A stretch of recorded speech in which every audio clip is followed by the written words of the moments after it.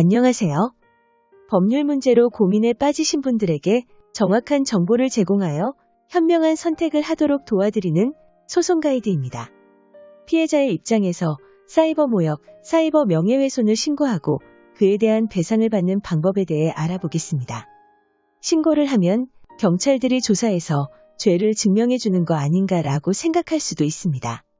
사실 형사고소가 진행되는 경우 피해자가 고소장을 제출하게 되면 고소 사실에 관하여 실제 범죄가 성립되는지 또는 어떤 범죄가 있었는지를 수사하는 것은 경찰 및 검찰과 같은 수사기관의 몫입니다.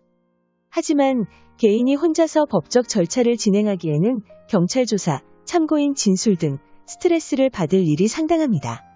사이버 모욕죄 성립 요건에는 공연성, 특정성, 경멸적 표현 이 세 가지 요건이 모두 충족되어야 합니다. 이 원칙에 따라 불특정 또는 다수가 인식할 수 있는 상황에서 피해 대상이 누구인지 확실히 알 수 있어야 하는데 이를 개인이 입증하기는 어려운 부분이 많습니다. 또한 일시적으로 욱하는 감정으로 고소를 진행할 경우 범죄 성립에 필요한 사실관계와는 무관한 신변잡기식 사실을 나열할 수 있고 무리하여 사실관계를 끼워 맞추려고 하는 과정에서 결국 범죄 사실은 입증해내지 못하고 불기소나 무혐의 처분을 받게 될 뿐만 아니라 오히려 무고죄로 역공을 받을 수도 있어 주의가 필요합니다. 뿐만 아니라 범죄 사실을 입증하고 제대로 서술하는 능력에 따라 사이버 모욕죄가 성립하기도 하고 또는 무혐의가 되기도 할 뿐만 아니라 합의 과정에서 무리하여 합의를 종용할 경우에 협박이나 공갈 등의 협의를 받을 수 있어 고소 단계에서부터 전문가의 치밀한 증거 수집 능력이 필요합니다. 모욕죄는 친고죄에 해당되므로 모욕 사실을 안 시점으로부터 6개월 이내 고소하지 않으면 그 이후에는 고소를 제기할 수 없습니다. 사이버 모욕죄 성립 여부에 대한 상담 진행이 되면 고소 대리인과 사이버 모욕죄 성립 여부에 대한 증거를 수집 후 모욕자에 대한 고소를 진행하게 됩니다.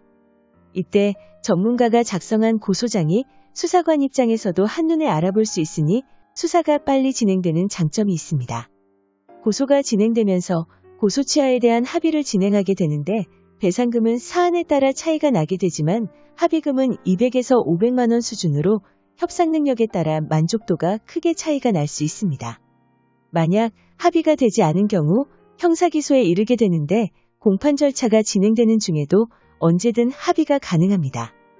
형사 판결 중에도 피고인이 합의에 이르지 않고 차라리 벌금을 내겠다고 하는 경우가 있는데 벌금으로 끝이 아니라 결국 민사상 손해배상으로 동일한 금액을 배상해야 합니다. 결국 합의하지 않으면 배상은 배상대로 하고 벌금형 전과만 인생에서 한 줄 추가되는 것이니 대부분 합의를 진행하게 됩니다. 가해자가 합의를 시도하지 않는 경우 피해자는 민사소송을 통해 결국 손해배상을 받을 수 있습니다. 일반적으로 형사고소 진행 후 합의 시에 가해자 1인당 200~300만 원 정도의 합의금을 받고 고소를 취하하게 되는데 사이버 모욕죄의 특성상 가해자가 한 명에 그치는 것이 아니라 보통 10명 이상 되는 경우가 많아 합의금의 규모도 2~3천만 원을 훌쩍 넘기는 경우도 많습니다. 사이버 모욕죄와 사이버 명예훼손죄는 어떻게 대응하는지에 따라 범죄의 성립과 처벌이 천차만별로 달라질 수 있는 만큼 피해자는 법률 전문가의 조력을 얻어 구체적인 범죄 사실에 대해 적극적으로 소명하는 것이 중요합니다. 소송 가이드는 법률적으로 문제가 될 수 있는 부분에 관해 상세히 설명을 드리고 그 해결책에 관하여 근거 법령 및 관련 법령을 제시하는 길잡이를 해드립니다. 항상 노력하는 자세로 의뢰인의 이익을 최우선하는 모습을 보여드리겠습니다. 그 밖에 더 많은 정보는 네이버 소송 가이드 카페로 오시면 확인하실 수 있습니다. 내용이 마음에 드셨다면 구독과 좋아요, 알림 설정 부탁드립니다. 더 좋은 내용으로 찾아오겠습니다. 감사합니다.